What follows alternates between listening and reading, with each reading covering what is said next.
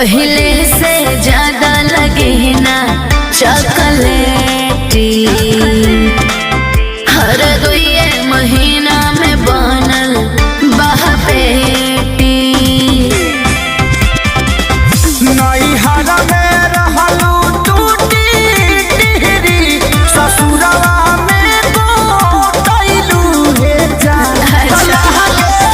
सैये के बेलल रोटी खइलू हे जान।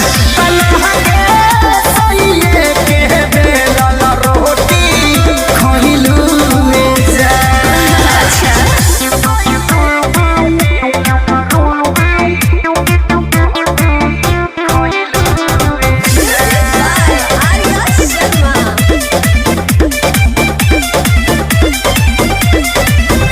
कहवन विटामिन तोहार पियौनु हो